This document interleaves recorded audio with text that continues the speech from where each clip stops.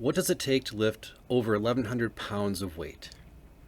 And what does that have to do with hypnosis? Hi, I'm Dave Ruby, and this is about how Eddie Hall broke the world record for the deadlift in July of 2016 at the Europe Strongest Man competition. Now, at this point, Eddie Hall became the first human to have a verified lift in the history of humanity of 500 kilograms in the deadlift. So for those of us who may not know the metric system that well, 500 kilograms is 1,102 pounds, or a little over that. And the deadlift is just a lift where there's a barbell, in this case with a lot of weight, just lying on the ground, and you simply bend over and pick it up.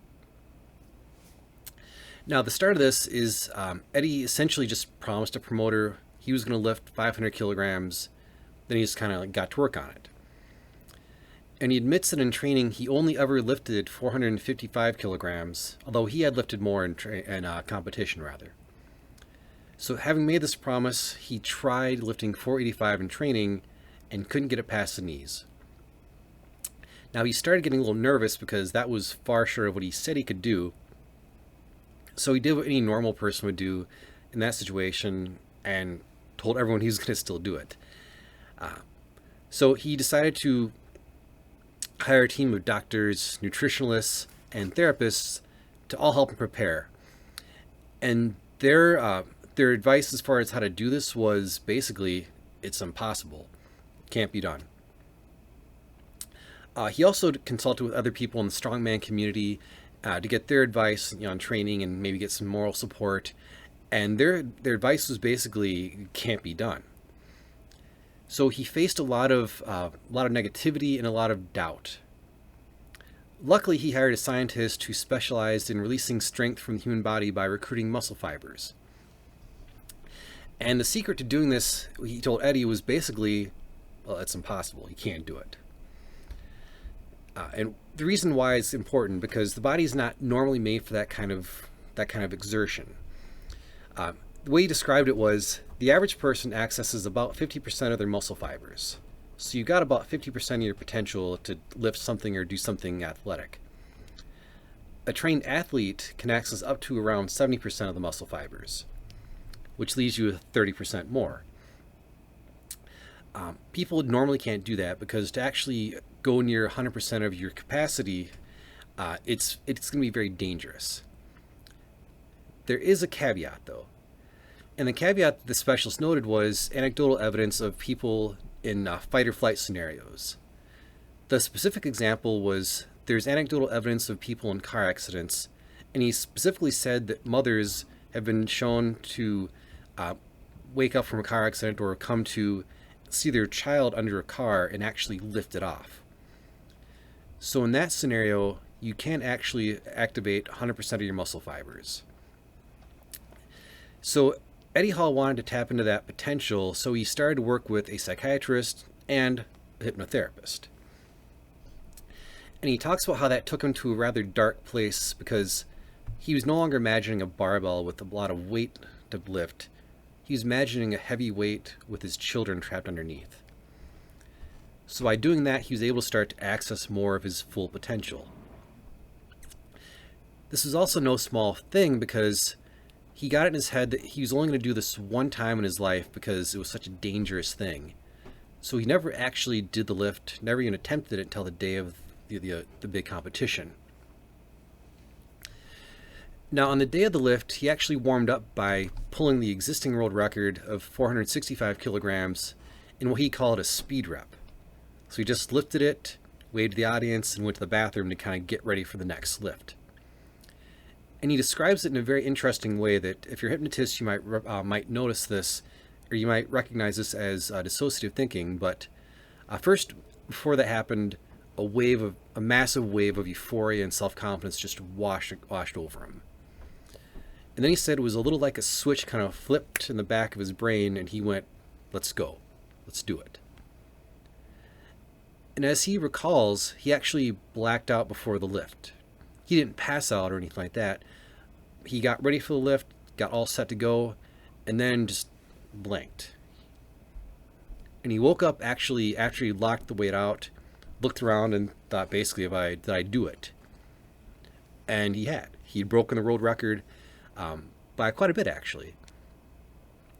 Now, two things. There's the potential and the cost.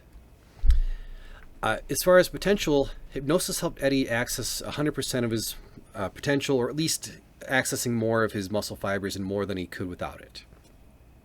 Again, he tried and failed to pull 485 kilos in training, and at lift he did 500.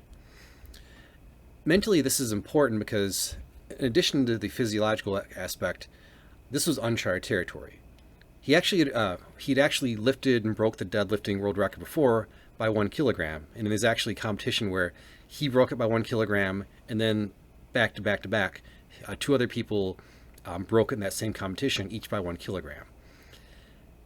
Doing it by 1 kilogram is not as big a deal mentally as breaking it by, in this case, 77 pounds or 35 kilograms. So he actually had a huge leap. Normally it's 1 kilogram, he went 35 kilograms up. Now, some of you may know that Hafthor Bjornsson broke that record 3.5 years later, and you might recognize that name as the mountain from Game of Thrones. So 3 years later or so, Thor broke it by 1 kilogram. Now, this is not to take anything away from that lift, because 501 is more than 500. So physically, there was more exertion. Mentally, perhaps not, because through no fault of his own, this was during COVID, Thor did it in his own gym with his own people there. Same amount of weight, only 2.2 pounds heavier, but he lifted a confirmed 501 kilograms. But he knew that 500 could go up. He saw Eddie do it. He had to do 2.2 pounds more. So mentally, that's a much smaller step. Also, there wasn't an arena of people that fully expected him to fail. So mentally, there was a big difference in what Eddie did compared to what Thor did. That said, hats off to Thor. That's a huge, huge lift. Also, the actual lift itself took a lot out of Eddie Hall. If you get a chance to watch it, I'll put it in the description below. It's an impressive lift. And you see him do the lift, and after he does the lift, apparently they told him to look around and act all tough like it was no big deal, when he very clearly was. And he's starting to bleed from his nose, ears, and eyes, which is pretty grotesque. So after he drops the weight, he starts going in and out of consciousness. His heart rate shoots up to over 200 beats per minute, and his blood pressure was so high that they thought the equipment wasn't working, but it was so high it didn't even register, and he thought he was going to die. And that's important because not anyone can just be hypnotized to lift 500 kilograms. It can help you access more of who you are, but the effort you put in actually makes it different as well. Ultimately, he did get through that and healed up and had the record for 3.5 years, I believe it was. Point is that hypnosis can seem magical at times, and it can help you do amazing things, but it's still not a magic spell. You still have to have some strength to do it. If I hypnotize someone at the grocery store to deadlift 500 kilograms, odds are it's not going up. But that's how Eddie Hall used hypnosis to help him shatter the world record in the deadlift by 77 pounds or 35 kilograms. And it still remains an amazing feat of strength, probably one of the most incredible feats of strength I've ever seen, and most people in the strength community would agree with that as well.